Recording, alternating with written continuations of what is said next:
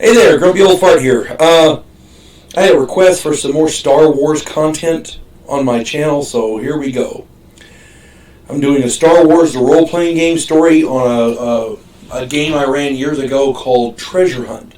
And if I get enough response, I may continue this, because it was an ongoing campaign. Years ago, I was running a Star Wars game with 4 players. Brad was running a mercenary, Larry was running a pirate, John was running a bounty hunter, and Cheryl was running a young noble. Now, this took place in the era of the Rebellion, so it was between the prequels. The Empire was there. Luke and Leia and Han Solo, Chewbacca, they were all running around doing their thing, fighting against Darth Vader and the Empire. This was between the prequels and Return of the Jedi, so it was between episodes 4 and 5. Maybe episode 5. Anyway, it was in that era. In the course of the campaign, the group had thwarted an assassination attempt on a local smuggler who was a friend of theirs. He was a rebel asset. He'd been helping smuggle items to the rebellion, and in return they had helped him with other runs and things like that. He'd been wounded, but he was still alive thanks to the group. You'll note the group did not have a Jedi in their ranks, and there was a reason for that. This group wanted to undertake missions that Jedis wouldn't really find palatable, for lack of a better word. So they didn't include a Jedi in their ranks. And they'd still been very effective, so, that was cool. In gratitude for their efforts, this smuggler loaned them his freighter so that they could complete another mission for the rebellion. And this was not a huge mission, but it was necessary, and they got it done. It was pretty quick. It took a few hours in real time. It wasn't a big thing. But on the way back, they had just lifted off and went into light speed. On the way back, the bounty hunter was piloting the ship. He found a hidden compartment under the pilot's console. Inside that compartment was a data chip. He accessed it and saw that it contained an ancient map detailing how to get through the Orphean Nebula to a planetoid that nobody knew existed inside that nebula.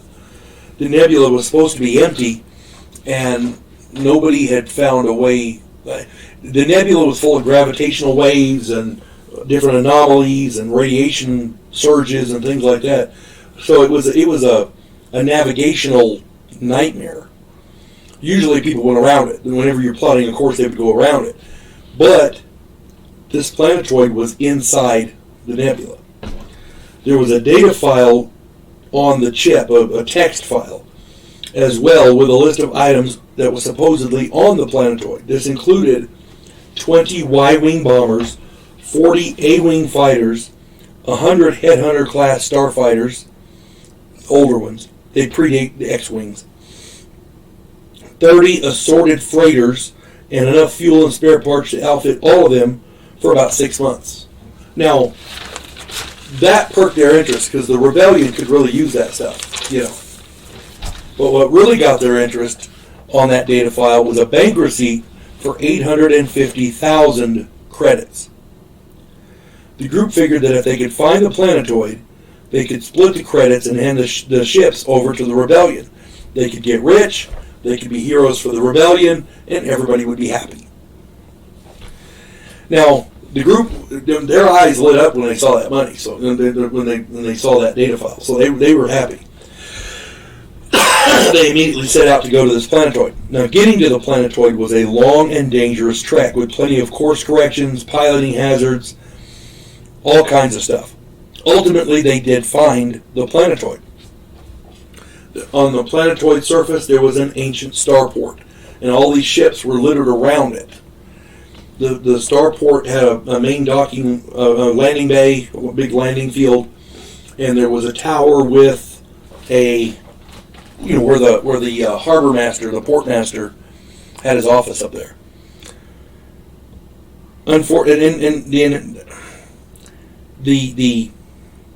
The group on the data file, it said that the money, the credits were stored in the the portmaster's office in the safe. So that's where they wanted to go. Unfortunately, the planetoid was not devoid of life. The inhabitants of the planetoid were large spiders, arachnids. They were like 3 foot tall. They had minor intelligence. They weren't animalistic, but they didn't have human intelligence, but they had enough to where they could ferret out what was going on. They also had a taste for human flesh. The crew of the starport had been devoured long ago. These creatures, these arachnids, were also apparently cannibalistic. And they were everywhere. The group had to fight their way from the ship to the portmaster's office where the credits were stored. Then they had to fight their way back, carrying a chest. Yeah, unfortunately, it was a hell of a fight. These spiders were tough. They didn't die once. You shoot them one time and they didn't die. You had to shoot them several times. So these things were, they were nasty. They were nasty. Unfortunately, Cheryl's noble did not make it back. She was dragged down in a sea of these big spiders, and she was torn apart and devoured. Once they made it, the group made it back to the ship. The pirate prepped for takeoff while the merc and the bounty hunter kept the spiders off the ship because enough of them got on there they couldn't lift off. And the main gun on top of the freighter was useful, but still, everybody else was shooting out the portholes and stuff. As they were lifting off,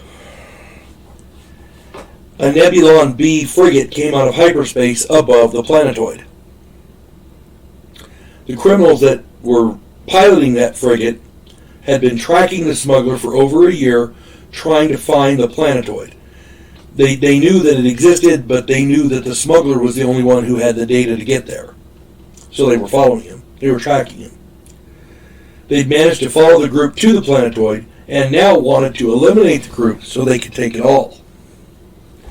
There was a firefight, ship-to-ship kind of thing, as the group tried to stay ahead of the frigate until they could jump to hyperspace. Now, this was a long, involved thing because the mercenary was using the navigation computer and he kept failing his astrogation roll.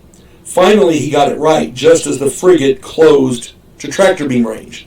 And this was all over. They had circled the planetoid a number of times trying to avoid this, and it was just crazy. The group finally jumped away and left the planetoid to the criminals, and they didn't care. They informed their rebel contact of the planetoid, and they never went back. They ended up with about a little over 200,000 credits each. After they returned, they gave the freighter back to the smuggler, and then they decided that they needed a ship of their own. Between the three of them, they decided to pool their money and buy a really good ship. By then, Cheryl had rolled up her new character, and her young Jedi never knew where the money came from for that ship. All she knew was these guys had a badass ship, it was well armed, good shields. I mean, it was a freighter, but it was much more modified, very heavily modified. It was fast, it had shields, it had military-grade weaponry, a sensor package that put most Star Destroyers to shame, it had tractor beams. I mean, they had it going on. And she was now riding with these people. Of course, the smuggler was not happy that his secret disc had been discovered. Yeah, he was not a happy camper. He figured that all of that stuff was supposed to be his, and he blamed the group. So yeah, this smuggler was going to get some revenge, but that's another story. If I get enough responses, if people give me calls and shit like that, if I get enough responses, enough interest, I'll continue this story. Otherwise, I'll leave it at that. But this was a long involved campaign, and everybody had a lot of fun playing it. If you enjoy my content, please like, share, and subscribe. Put some comments down there if you want to hear the rest of the story. Hope this finds everybody well. You folks have a good day. God bless one and all.